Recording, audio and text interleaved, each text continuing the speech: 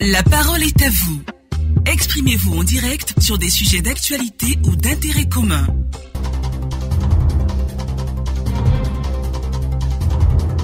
La parole est à vous puisque c'est l'actualité. Nous parlons encore ce matin d'inondations et selon les experts, le plan directeur d'urbanisme de la ville d'Abidjan et des autres villes de l'intérieur du pays demeure la base de la lutte contre les catastrophes liées aux pluies diluviennes et aux constructions anarchiques sans exclusif.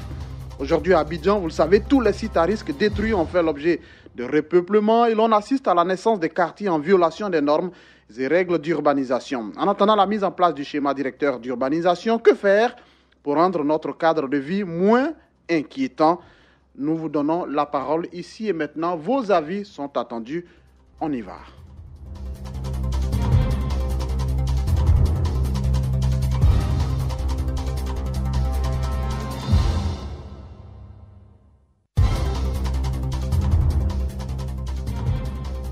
Et pour commencer, nous parlerons dans un instant avec M. Mammichel. Il est président de l'ONG La Fête, une ONG qui intervient dans le domaine de la sécurité civile. Il est en ligne avec nous. M. Mammichel, bonjour. Bonjour, monsieur. Vous restez avec nous en ligne puisque nous parlons d'inondation et que vous intervenez dans le domaine de la sécurité civile. C'est un sujet important pour vous? Oui, c'est un sujet très important parce qu'il s'agit des catastrophes naturelles et des risques naturels. Tout à fait. Et là, les conséquences sont préjudiciables, tant au niveau de l'État qu'au niveau des populations, même qui sont les contribuables. Vous restez avec nous, M. Mammichel. Vous ne partez pas. Le temps pour nous d'échanger avec nos auditeurs et puis on reviendra avec vous pour échanger longuement sur la question. Nous partons tout de suite à Tabaye. Retrouvez M. Yema Kwaku. Bonjour, cher frère. Bonjour, mon cher frère Jérôme Kwaku. Tout va bien à Tabaye? Ça va bien par la grâce de Dieu. Les inondations, on a pensé que tout cela était derrière nous. Il est encore question comment on peut faire pour s'en sortir. Vous faites bien de revenir là-dessus et même une semaine, c'est bon. Ces cas déplorables qui endeuillent des familles, et à qui la faute et qui en est le responsable? Oui, c'est la grande question. Je dirais d'abord l'incivisme des Ivoiriens voulant vivre dans une vie de précarité. Le manque de suivi du ministère de la Construction et de l'Urbanisme, les attributeurs de terrain qui pensent à leur richissime, les bâtisseurs utilisant des matériaux inadéquats, avec détournement de fonds. Chacun a sa part de responsabilité et j'exhorte le gouvernement à prendre des mesures adéquates et disciplinaires à l'égard de tous. Que l'État veille au suivi et à l'application effective, rigoureuse, sans état d'âme, ni de complaisance, des mesures en vigueur. La loi est unique et s'applique à tous pour dire que l'une n'est au-dessus de la loi. C'est cela aussi un pays intègre dans un développement durable. Tous ces facteurs nous conduiront à une émergence. Alors, M. Yema? Oui, mon frère Kwaku. Vous dites clairement les responsabilités sont partagées, mais si on vous demandait de classer tout cela, la responsabilité première, c'est qui? Il y a deux responsabilités premières. Des gens dans l'incivisme qui veulent vivre dans la précarité. Deux, le gouvernement qui ne fait pas de suivi. Très bien. Un immeuble et une maison ne peut pas pousser comme un champignon en une minute ou bien en un jour. On a pris bonne note. Et c'est bien dit. Population et gouvernement, les deux sont au pied du mur si l'on vous écoute très bien. Excellente journée là-bas à Tabaye, M. Yema Kwaku. Il y a M. Kwaku Florentin qui lui est patient au standard. Il est à Lakota. Nous le retrouvons tout de suite. M. Kwaku Florentin, bonjour. Oui, bonjour, monsieur. Il ne pleut pas à Lakota, vous êtes en sécurité? Oh, pas tout à fait. Alors, il y a des coupures de route par endroit. Bon. Personne finalement n'est épargné. Comment on fait finalement pour vivre serein quand on est chez soi? Bon, il faut assainir son environnement. Comme M. Yema l'a dit. Nous, à Lakota, on n'a pas trop de caniveaux et autres, mais concernant Abidjan, par exemple, comme on le dit, les gens ont construit partout pour boucher les caniveaux, les déchets plastiques. Donc, il faut éviter d'obstruer la voie du passage de l'eau. Apparemment, il y a beaucoup à faire. On devrait commencer par quoi, selon vous?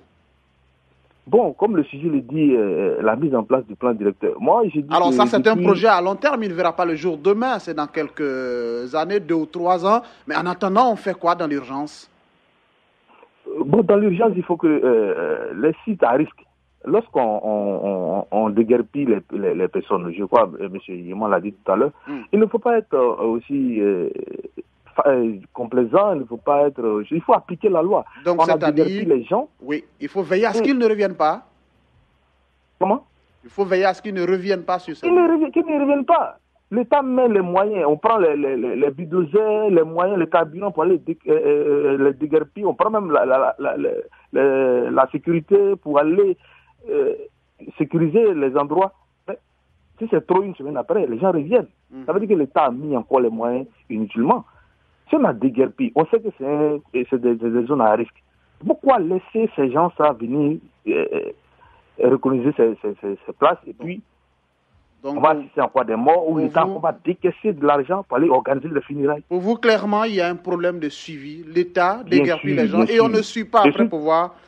Et surtout même nous, la population, nous ne respectons plus. L'incivisme a pris totalement le pays. C'est bien dommage. C'est dangereux, M.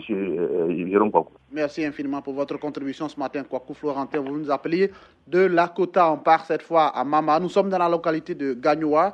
Adi Emmanuel est en ligne. Bonjour. Bonjour, Jérôme Kwaku. Vous allez bien, monsieur Adi? Oh, par la grâce de Dieu. Mama est en sécurité, dites-nous. Oui. Vous avez au moins fait un tour une fois à Abidjan. Vous connaissez aussi Gagnoa. Oui. Finalement, on ne sait plus là où on peut être à l'aise. Si la grande commune de Cocody, dite commune UP, est touchée, on s'est dit finalement, où est-ce qu'on peut être en sécurité? Que faire? Monsieur Jérôme Kwaku, je pense que, excusez-moi du terme, mais l'homme noir, vraiment, je ne sais pas comment sa mentalité est. Parce que tu vas dans un endroit où tu perds ta vie. Et on te dit, on n'a même pas besoin de te dire non, il ne faut pas aller là-bas. Mais je ne comprends pas, est-ce que ça a bien seul, on peut s'installer pour avoir de l'argent? Moi, c'est la question que je me pose.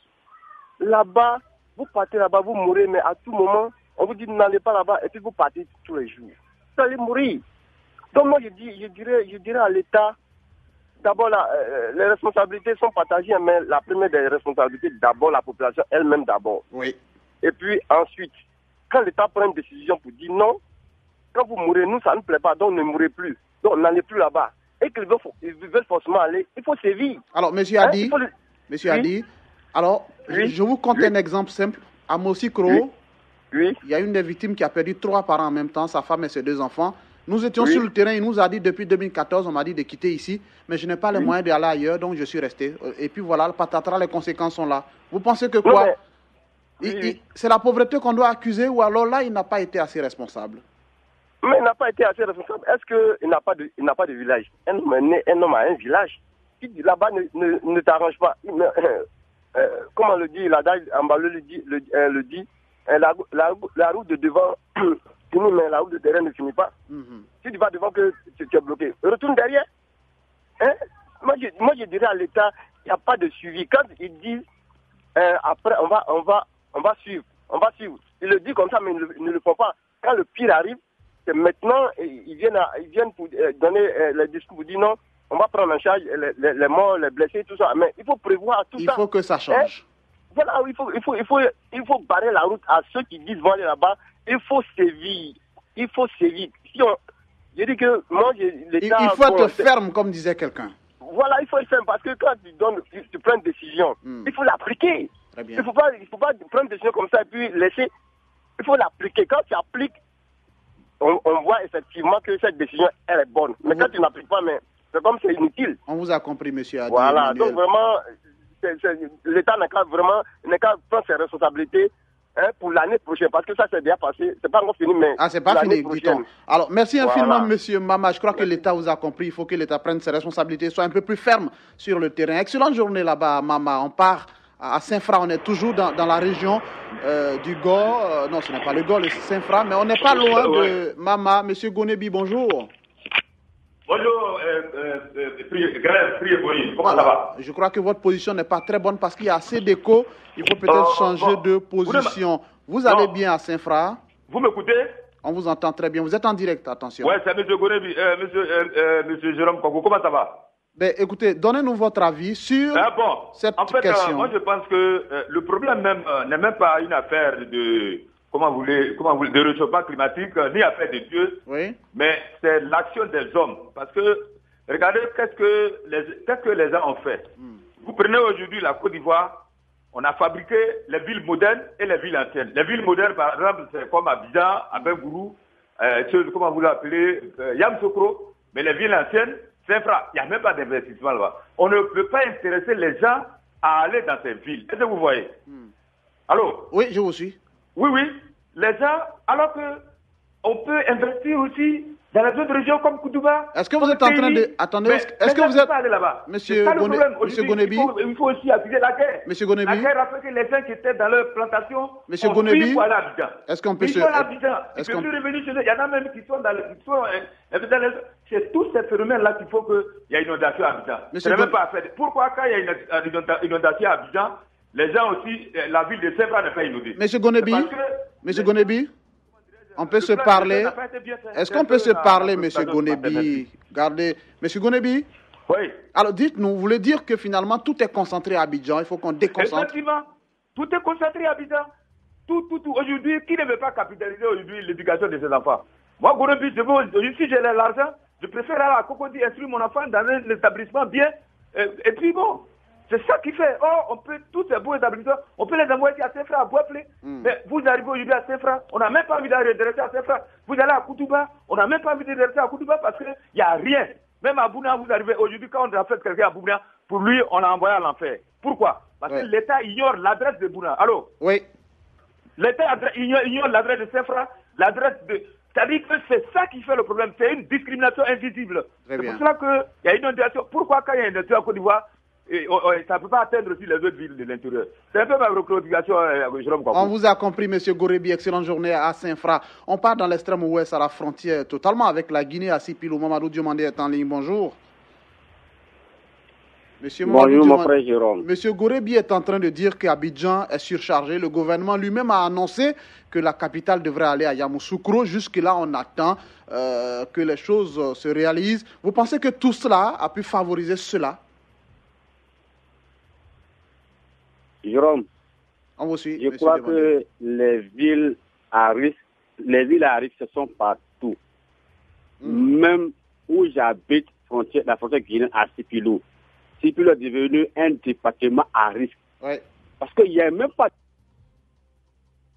je pense qu'on n'est pas avec M. Mamadou Diomandé. Vous êtes là? Non, je pense qu'on a un souci avec Sipilou. Il a dit une ville éloignée un peu, à peu près 80 km de Mans, sans bitume, pour y aller. Et là, malheureusement, on l'a perdu. On va aller tout près ici, à Abobo, retrouver M. Achille Melitagbo. M. Achille, bonjour.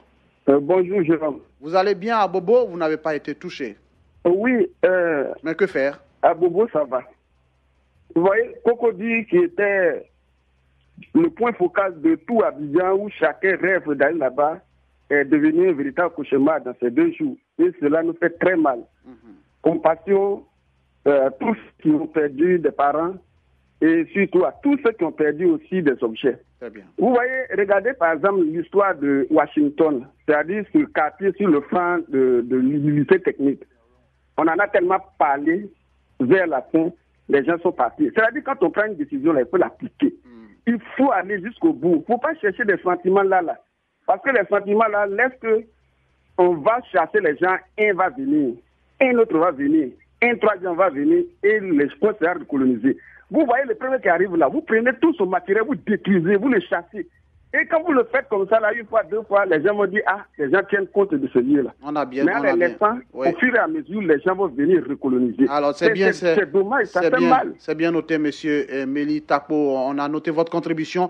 Il faut que l'État soit un peu plus ferme. Merci infiniment. On part et on termine là-bas. Ici, à monsieur Bomisso Mathieu est en ligne. Bonjour. Bonjour, professeur Jérôme Kampou. On est en train de parler de ces inondations qu'on ne finit pas et qui, malheureusement, entraînent mort d'homme. Pour vous, comment on peut vivre serein ce soir? Qu'est-ce qu'on doit faire finalement? Je crois que la première responsabilité revient à la population. Le gouvernement doit saisir Parce que nous faisons de la sensibilisation, comme ce matin, nous le faisons sur les antennes de Radio Côte d'Ivoire. Oui. Mais il faut que le gouvernement puisse sévir, parce que l'Africain reste l'Africain. Oui. On leur dit qu'il est dangereux, et parfois, de moins ils disent qu'ils n'ont pas les moyens. Comme tout à l'heure, vous l'avez dit, que depuis 2014, une femme qui dit que non, elle n'a pas les moyens. Vous n'avez pas les moyens, donc vous préférez mourir. Donc le gouvernement doit prendre ses responsabilités.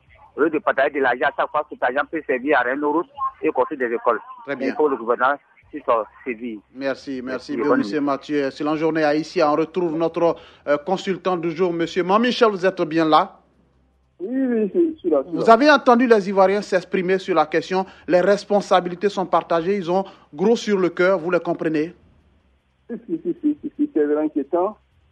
Pour situer les responsabilités, on dit souvent que l'homme périt par manque de connaissances. C'est un problème d'ignorance. En droit, l'État est garant de la vie des populations. Ça, c'est la mission régalienne de l'État.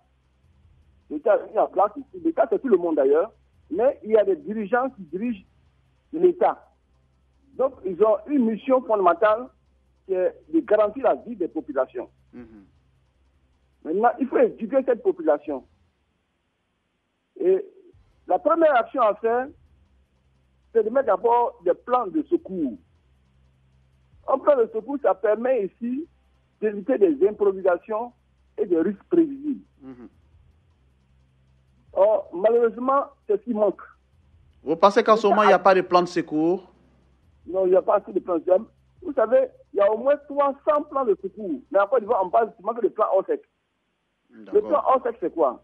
Donc, c'est dommage lorsque une autorité dit que le plan OSEC, c'est l'organisation de secours. Non, c'est dépassé. Depuis 2004, c'est dépassé. En France, partout. Le plan OSEC, ce n'est pas un plan d'organisation de secours. C'est un plan d'organisation de la réponse à la sécurité civile. Qu'est-ce que ça dit? C'est-à-dire, avant d'abord le plan OSEC, il faut d'abord localiser les risques prévisibles dans chaque collectivité. Dans les préfectures, les sous-préfectures, les collectivités. Donc, on commence par les communes. Une façon de délocaliser. L'État est représenté dans les collectivités par le maire. Après, c'est les préfets, les départements, les préfets de région. Donc, les sinistres, comme les risques ici, se produisent dans les collectivités territoriales. Il faut d'abord mettre en place un plan communal de sauvegarde. En plus de cela, il faut mettre en place ce plan qu'on appelle ici plan de prévention des risques naturels prévisibles approuvés. De là, il faut mettre un plan partiel d'intervention.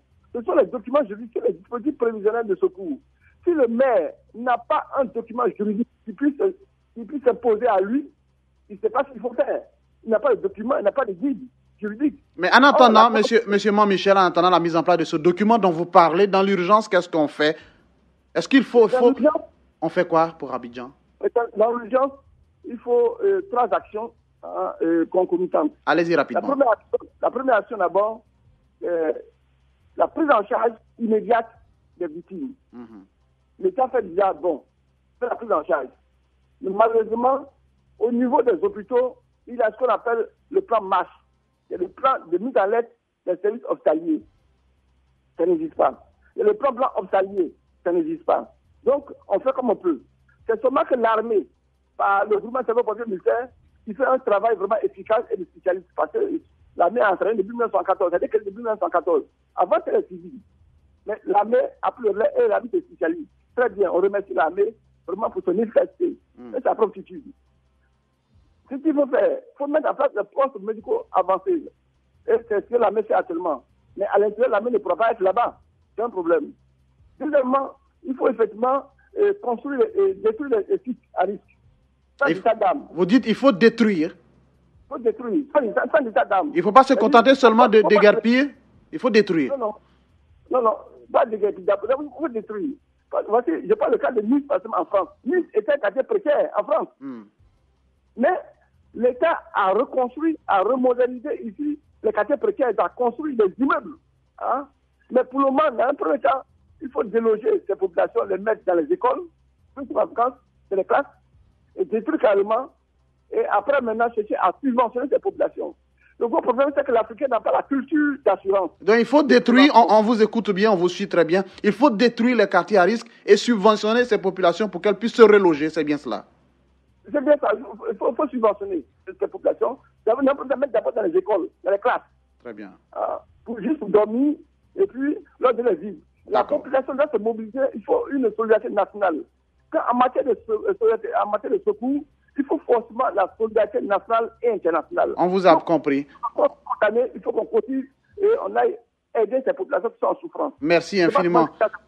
Merci infiniment, monsieur Mamichel. Merci pour votre très belle contribution ce matin. Je rappelle, vous êtes président de l'ONG LAFED, une ONG qui intervient dans le domaine de la sécurité civile. Merci pour vos brillantes propositions.